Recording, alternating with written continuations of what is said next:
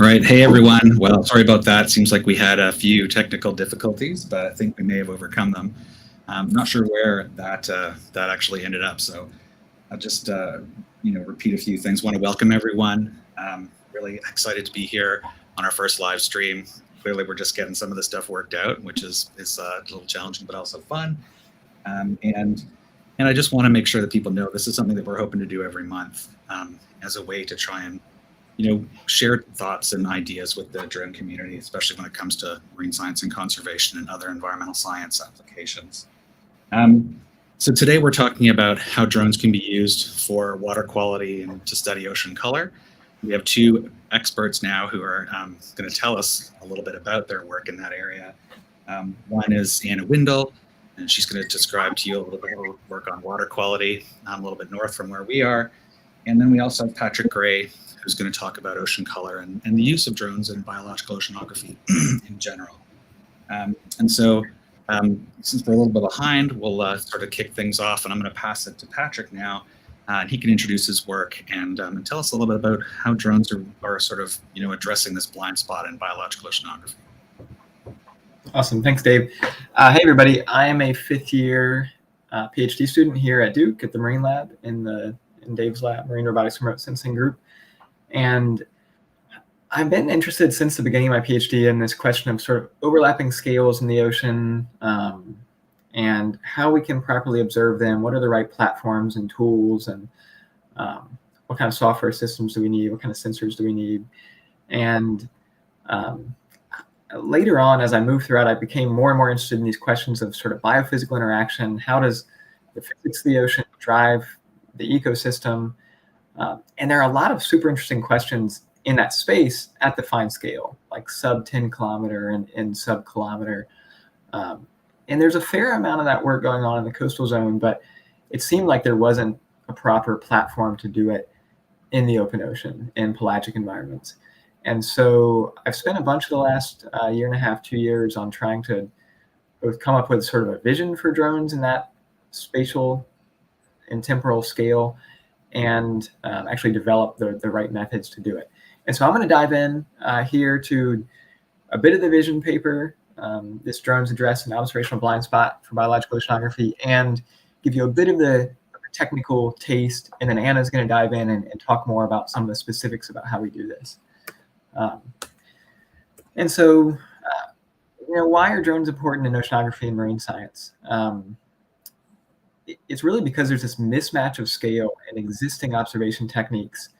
And you can see that here. I've plotted sort of log time scale, log space scale, and a bunch of different physical processes in the ocean that in the relative scale there.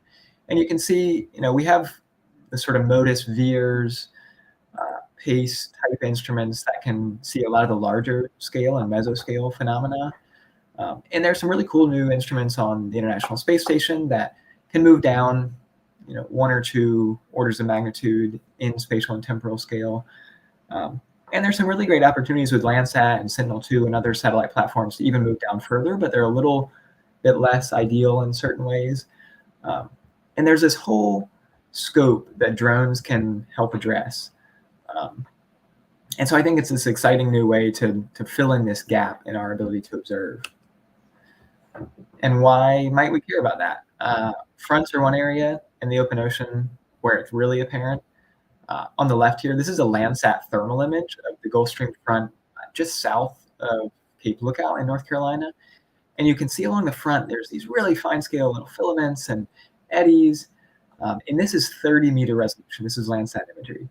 When you resample that to something like a typical MODIS or VIIRS 1 kilometer, you can see you actually already begin to lose a lot of what's going on there. And maybe you still know there's some filaments, but the fact that maybe they're actually cyclonic and there's some rotation going on, then you begin to lose that.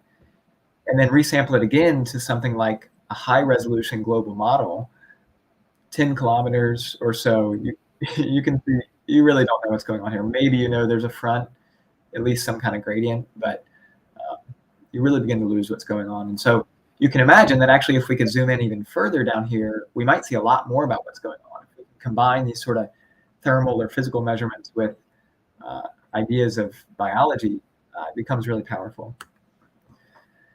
And so, we have some motivation for the scale that drones can provide, but why ocean color? Um, this will be a review for many folks.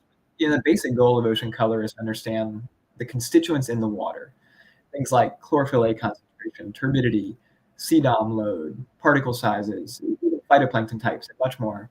And ocean color, which is the color of the ocean, ideally across a spectral range from 350 to 900 or more. To first order, ocean color is a product of what's absorbing light in the water and what's scattering it back out of the water to the sensor.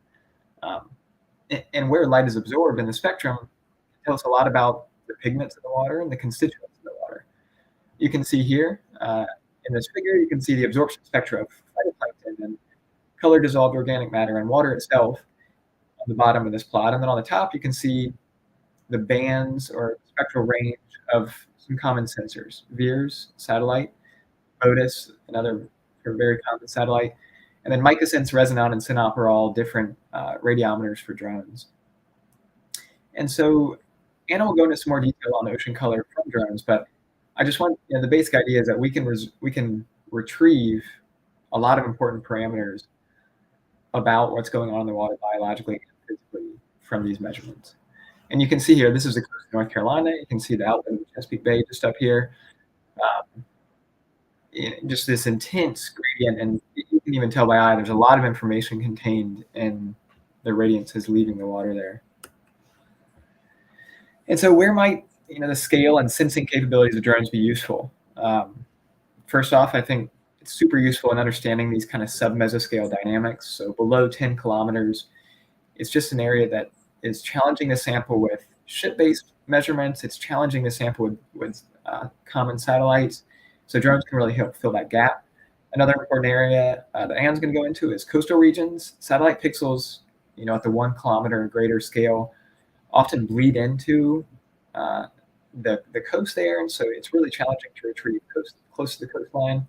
The water is often very optically complex, so 5 different spectral bands may not be sufficient.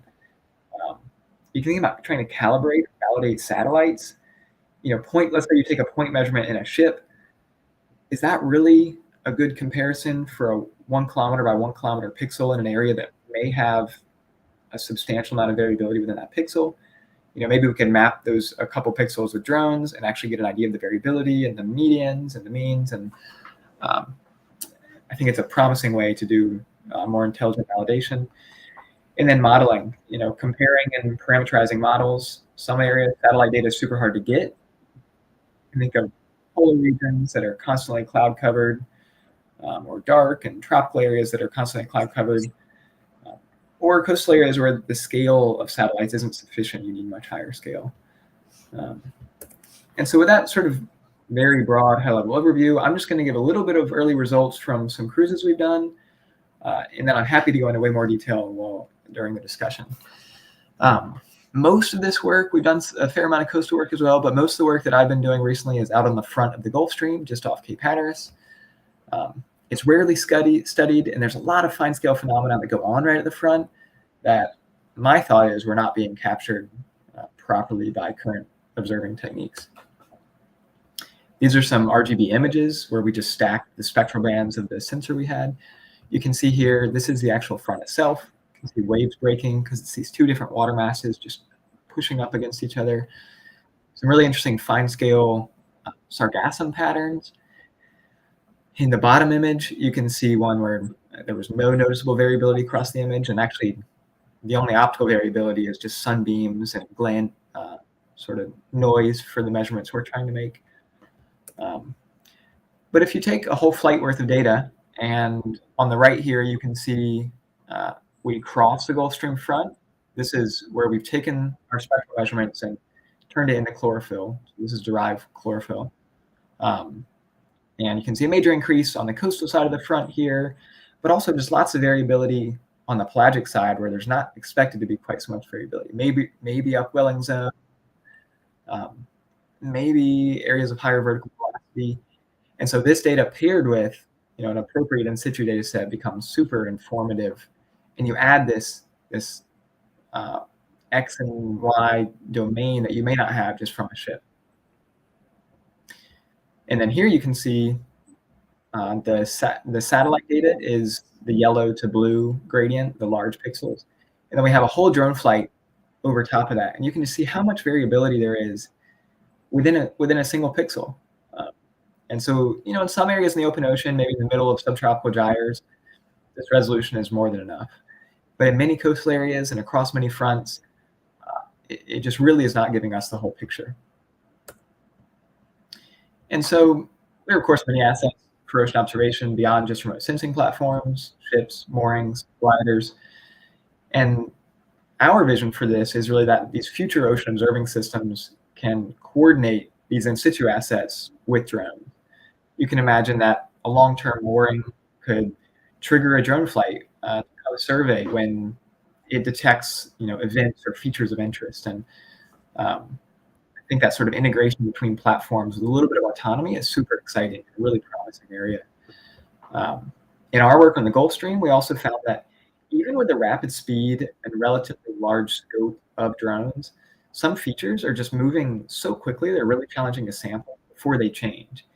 And so I think that the next step there is to use a fleet of drones, surveying and coordination to be able to map out these larger, still relatively small, but larger features that are really dynamic and evolving rapidly. And so that was all relatively high level, but I think there's all these ways that drones can play an important role in biological oceanography that's not being taken advantage of due to optical challenges, due to logistic and regulatory challenges, and just painting a clear picture for that, I think, is really important to move forward. And so thanks to everybody that's been helpful for a lot of this work along the way, and I will end it there.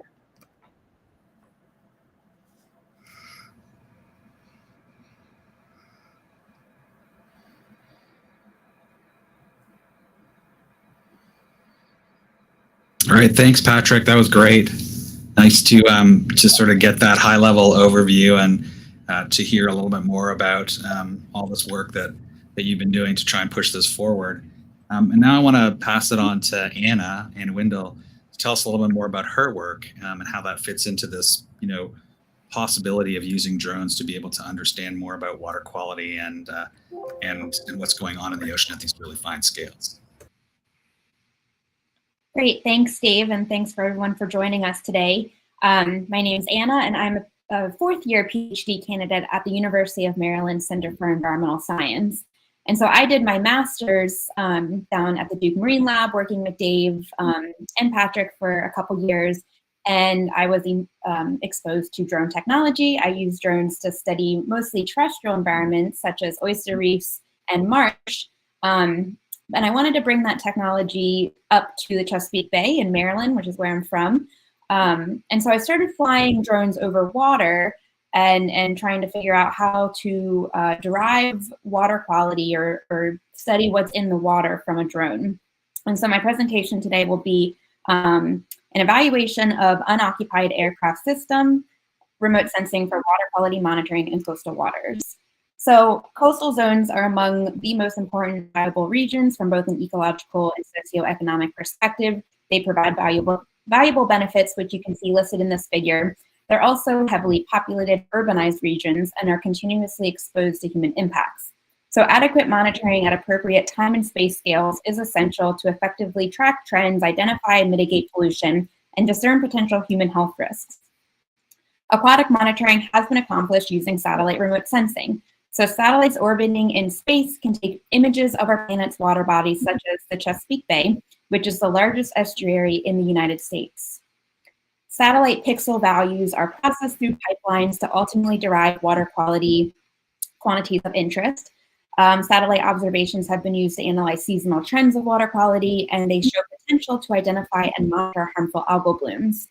And remote sensing will never supplant the need for in situ, for in the field direct observations, but it does serve as a complementary and useful capability of monitoring day-wide water quality.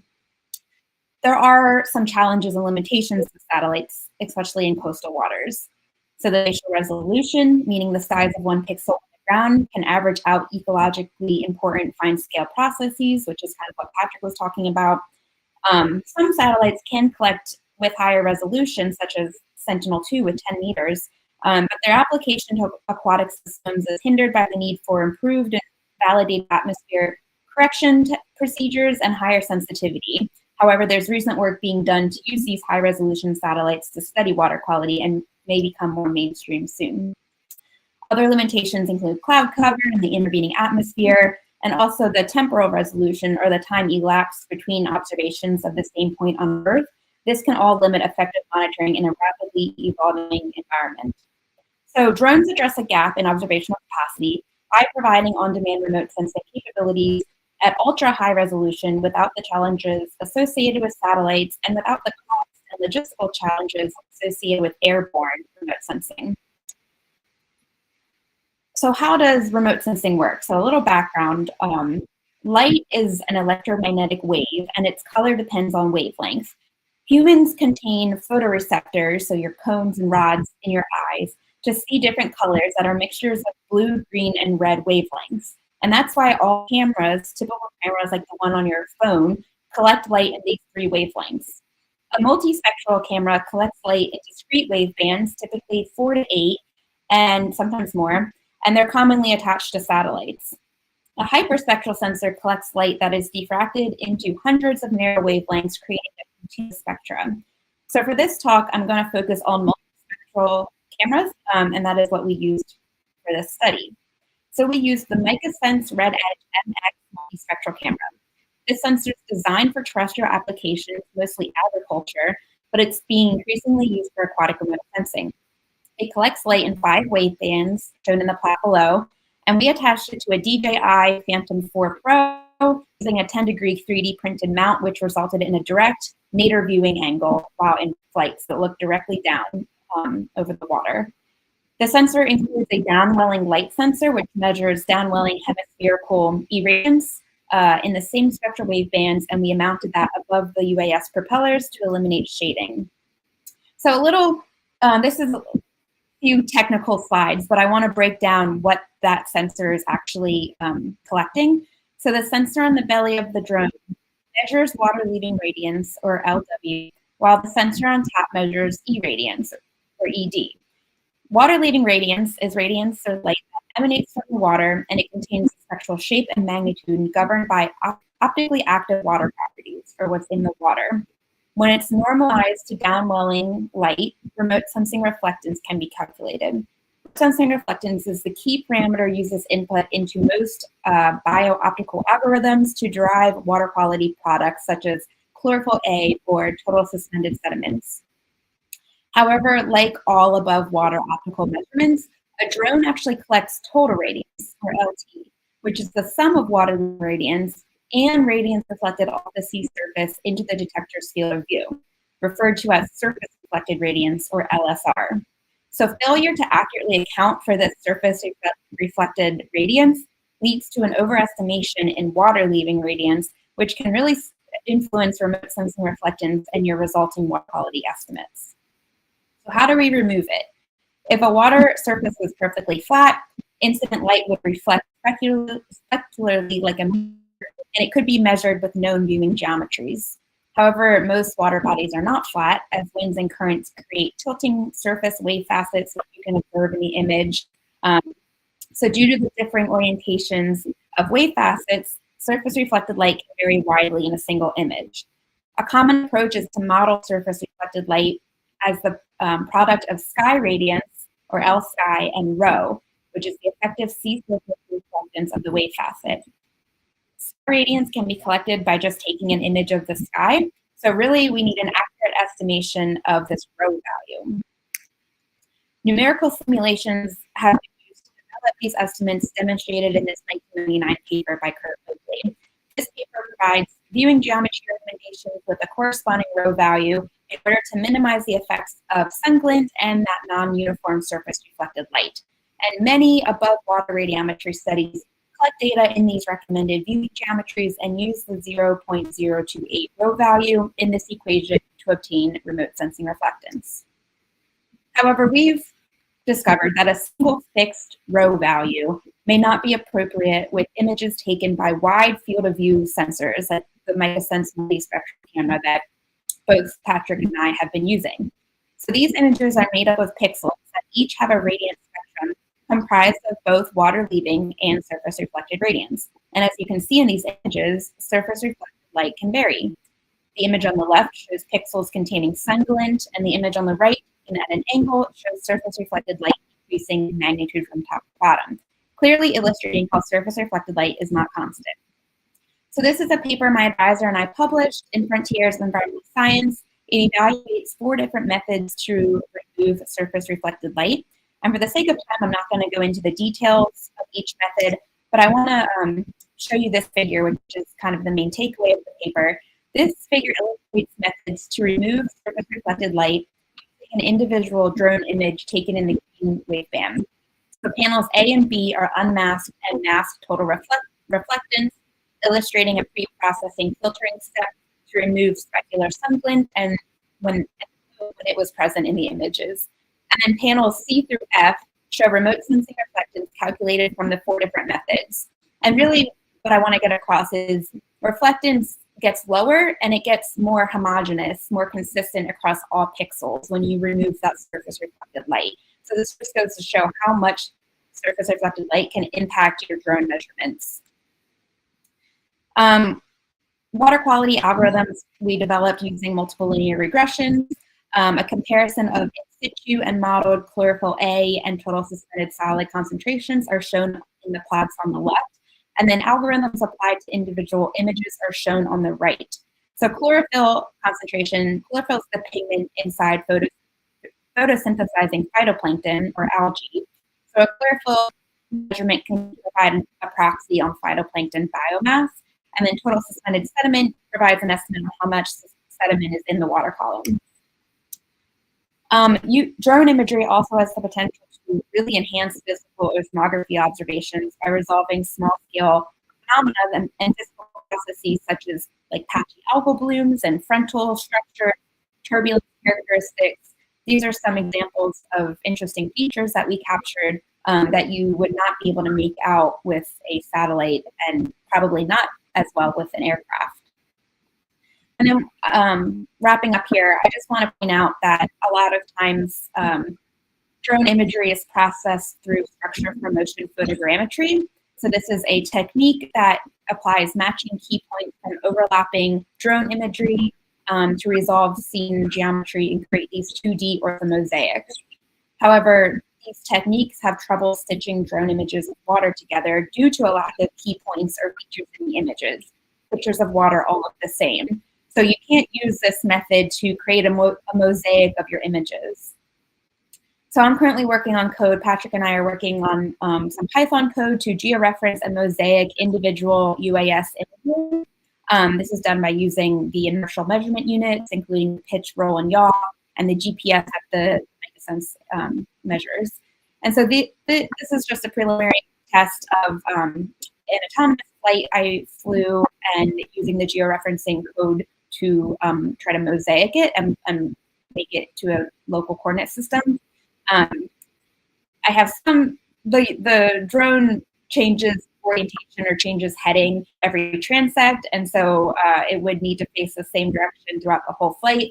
And an ideal situation would be to use a real-time kinematic or RTK drone, which corrects image location real-time as it flies.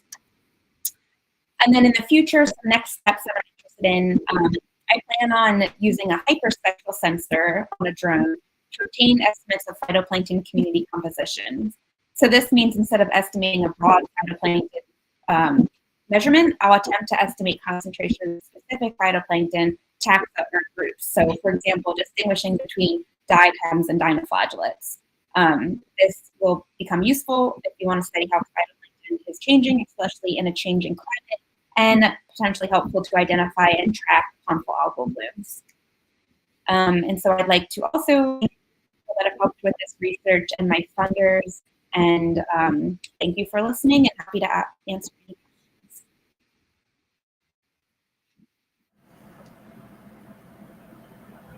That's great. Cool. Thanks, Anna. That was great. And thanks, Patrick, as well. Two really great,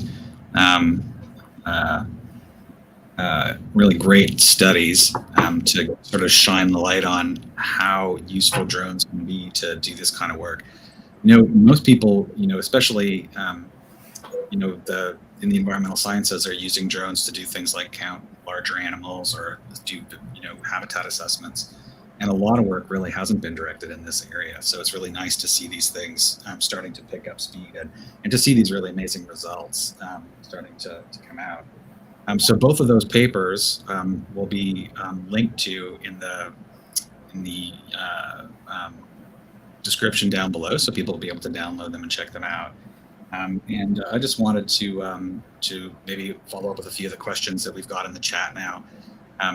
Got a couple of questions about, and maybe this is a little bit more for Patrick, because Anna kind of described some of these things. But Patrick, can you give us a little bit more detail on the sensors that you used and the platform as well, just to give people an idea of what's needed to be able to do those things and what you applied in the open ocean? Sure. Yeah, totally. So Anna and I have used what's basically the same sensor from MicaSense. It's a 5-band ag focus sensor. The version we use in our lab, the Ultim, also has a thermal sensor, although we have had challenges using that in the water. It also has a thermopile in it, which gives a single point measurement of temperature in each image, which actually that data's look fine. And Anna uses the same one, the MicaSense, but without the thermal imager. And I'm pretty interested in moving towards more channels. MicaSense does make sort of a coastal imager that complements their traditional one. It adds 5 more bands, strategically placed where major absorption peaks are of constituents you might be interested in. I think in the open ocean, it's appropriate in some cases to move. I think there's a lot of good reasons to use wide field of view imagers, but it's appropriate to move to maybe point spectrometers for some questions. There are some nice, really lightweight drone-capable point spectrometers. There's also some really nice, relatively expensive hyperspectral imagers like Resonon or Headwall that I think are really the most ideal. But those range from 40 to 100,000.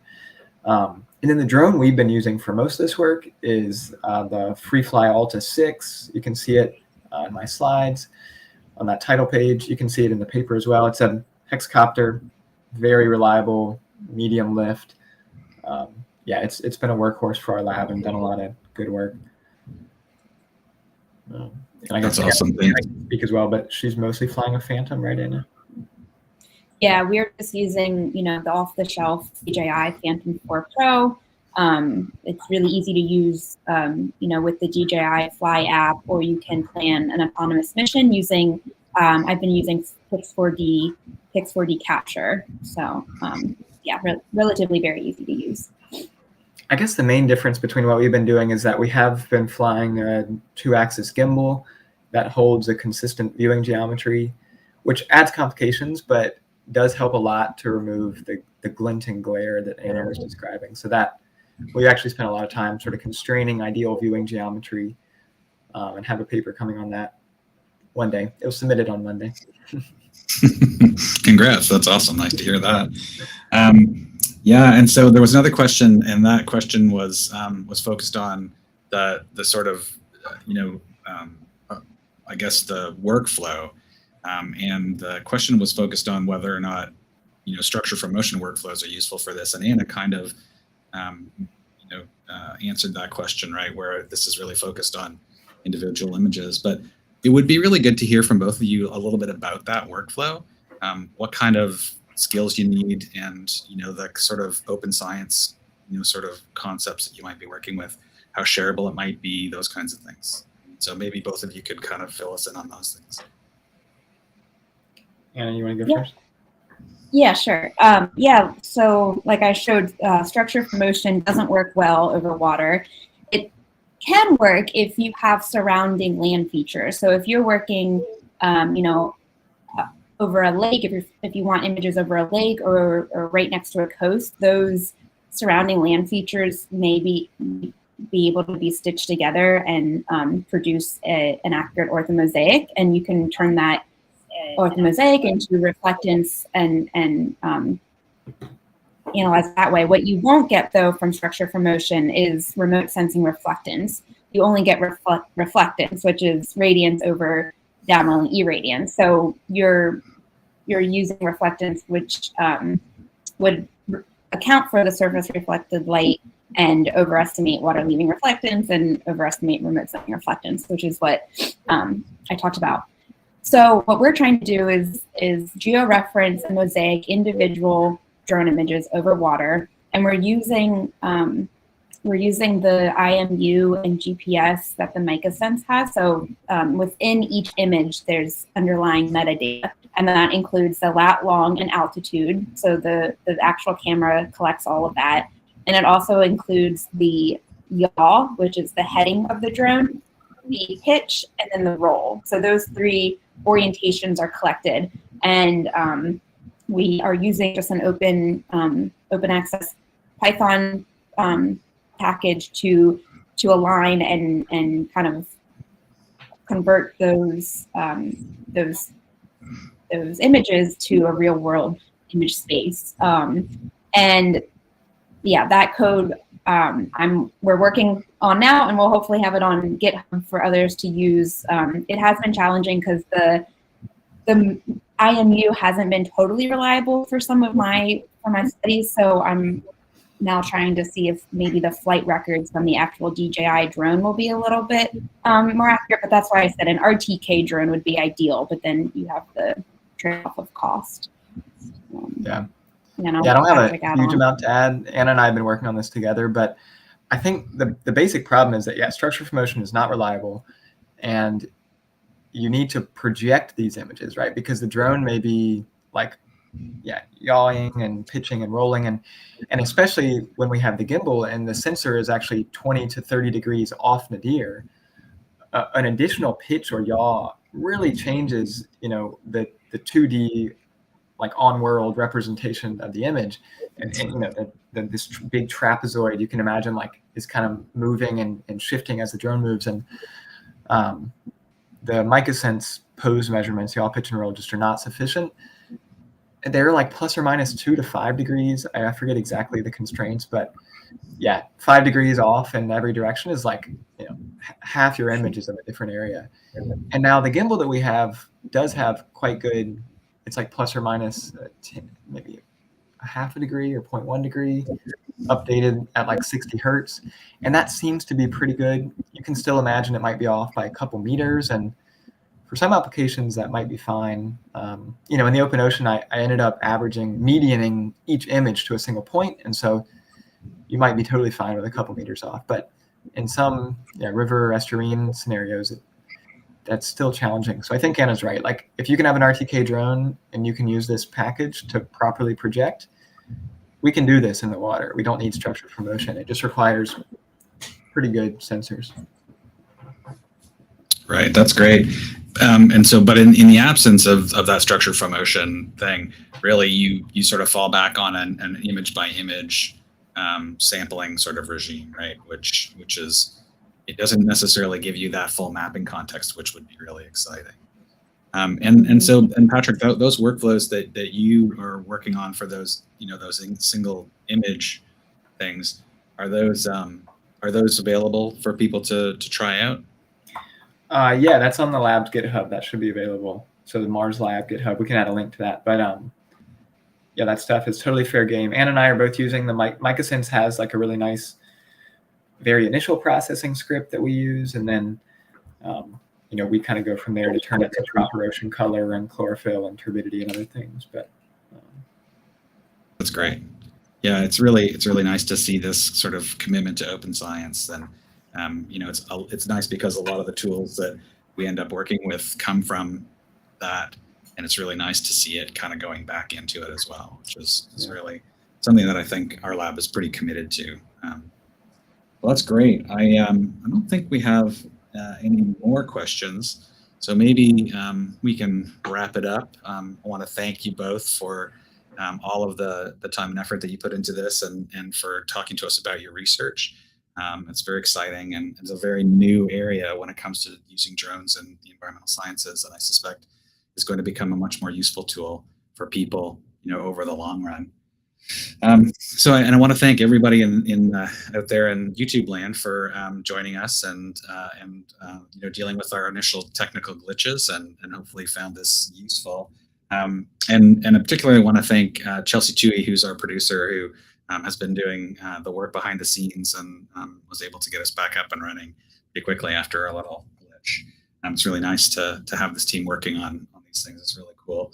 The other thing that I want to add is that we're trying to build up a public Discord server for people to share information like this, and so we're going to put a link to that, down in the description as well. But I'll just flash it up here on the screen right now. This is the link to that. So this is an invite. You can join the Discord, and hopefully you'll find that a useful tool to be able to share information about what you're doing in terms of using drones for a variety of applications in environmental science. It's a great place to talk about rules and regulations, what's working, what's not. There's a nice channel in there for complaining about those kinds of things if you feel like the need. But I think that's can be a very useful tool for people to share information, and I hope you go and check it out. And with that, I think we'll probably end this now. Once again, thanks to Patrick and Anna and Chelsea. And thanks again for everybody for tuning in. And remember, fly safe. We'll see you soon.